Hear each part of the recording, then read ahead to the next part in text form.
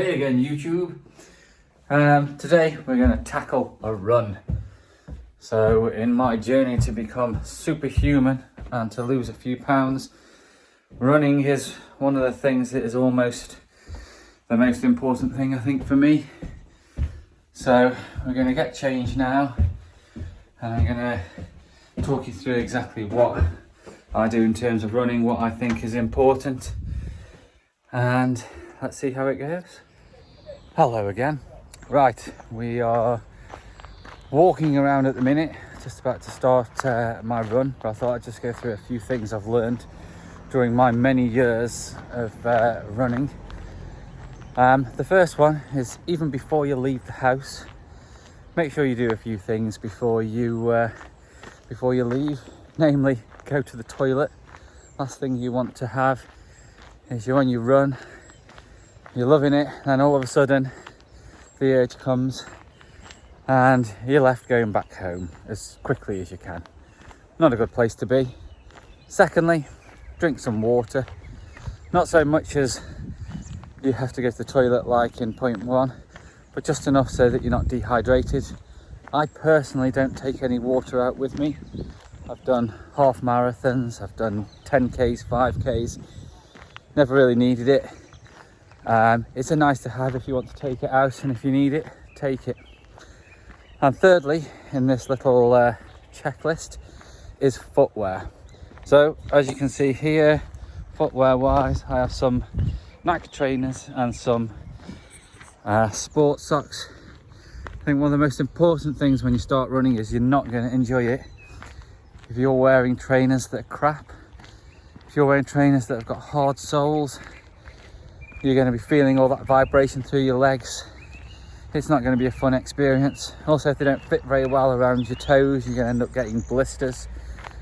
So a really important thing is get some decent trainers. It doesn't have to cost a lot of money, just some proper running trainers that are comfortable.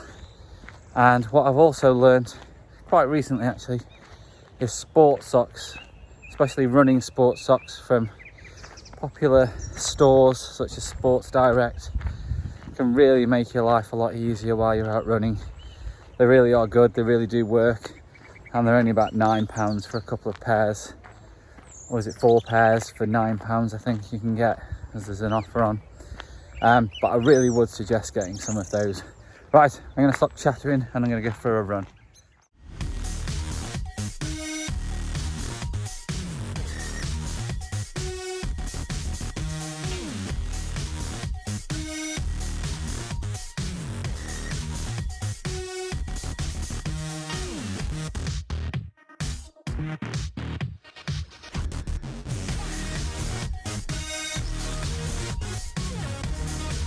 So, you find me ascending a rather large hill. I think it's important here that we talk about goals. One of my goals is this big hill that I'm climbing up. I have problems getting up running. It's quite a long hill, quite a steep hill. So I do have to walk on occasion. I don't see that as a point of failure. As you can see, I'm still really out of breath while stopping and starting, but one of these days we'll be straight up here.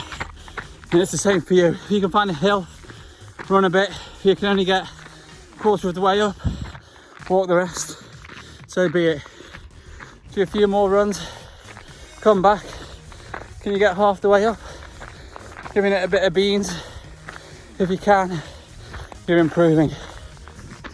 I mean, don't literally go find the biggest hill you can and kill yourself going up it. That's not the intention. Take everything slowly, steady. Don't do too much. The last thing you want is to start your fitness weight loss journey and end up with something much worse in hospital because you've given it too much. So I'm going to finish off running up this hill, walking, running. We're at the top of this hill. I gotta tell you, it feels pretty good to get to the top of it. Just showing you here, this is Silverdale Country Park. There's a miner there because Silverdale's quite famous for its coal mining history. And there's one of the miners' wives, obviously supporting them while they're doing it with all the other things that needed doing. As you can see, like I said in my walking video, green spaces, you'd be surprised how many there are in most communities.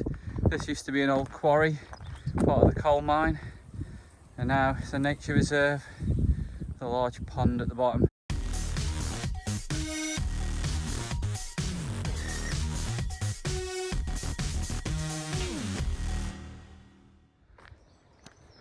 So again, we're here, another nice green open space. This place used to be a railway line, hence the signal that I've just shown you. And this is also the location of our park run when it was on. I don't know the status of park runs right now. This is where it was done. So we're going to carry on running.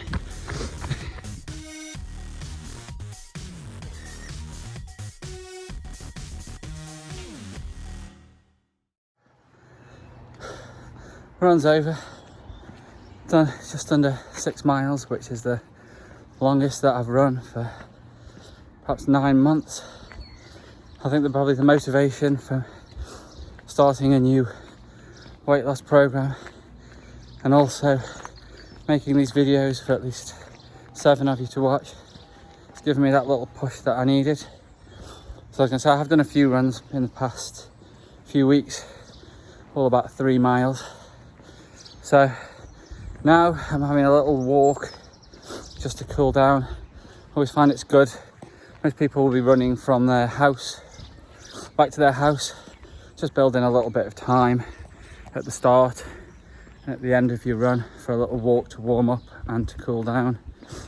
I personally don't do any stretching. I've never had any injuries from lack of stretching. I tend to find the best way to warm up is to slowly run. That's the best way for me, just like a lot of people in the gym. Best way to warm up for bench press is to do like bench press, that kind of thing. So we'll leave it there for the moment, and once I get back home I'll show you the amazing way in which I refuel my body after a run, because it's more important than you think to make sure that you rehydrate and eat something. So it's time to recuperate. Now, in front of me is, for me, what I find the best thing for me to get some of that energy back. So, first of all, milk. Milk, as pretty much everyone knows, unless you're lactose intolerant, is an excellent source of protein, excellent source of sugar, and there's a bit of fat in there as well. I personally go for the semi-skimmed option because, like everyone else, I like to go for the middle one because I feel that's the best. So, milk in there, full glass. Here, this is debatable. Banana Nesquik. Get yourself a spoonful of this. I think the actual serving is around 3 spoons full, but one makes it taste banana-y, adds a little bit more sugar into there to aid the recovery. Give that a stir, stir, stir, stir, stir, stir, stir. Get it all over the oven, or the hob. The oven, that's not an oven, that's a hob. And then finally, to finish off with, the humble banana. You may have noticed, I like banana, because banana, as we all know, is the best fruit by a country mile. You can keep your plums and your apples and your strawberries. Banana, amazing. It's in its own little wrapper. It tastes beautiful. It's quite a small one, but there's quite a few calories in this milk. A few more calories in there. That should keep us good until dinner time. So, without much ado, I'm off for a shower. Here we are again. Bread, eggs, 3 of, and milk. Let's see what we get. And voila! Scrambled egg on toast. Quick, easy, nutritious. Literally took 3 minutes to make. The end of another interesting day of trying to eat healthy and also doing some exercise. It's been good fun again. Just thought I'd take you through MyFitnessPal, show you exactly where we're at and what kind of thing we're doing. So I'll do that now. There we have it, 2,315. Bang on target on where I want to be. Apparently, because of the huge amount of exercise today, we have 710 calories that we could take, so I could go and gorge myself right now. I've got to be honest, I don't really believe that figure. I don't think exercise has that much of an effect. But it's good to know that we could eat a little bit more if we wanted to. Here we go. Just give you a quick rundown. Breakfast, 3 Weetabix. Lunch, scrambled egg on toast. For my dinner, I had potato wedges, a little bit of olive oil that were cooked in, cod fillet and garden peas. Again, this is the wife's fault. I've got a whisper treat size. When we're watching TV, I do like to eat a little bit of chocolate. Obviously drinks there. Other than that, that's it for today. So I will see you in the next one.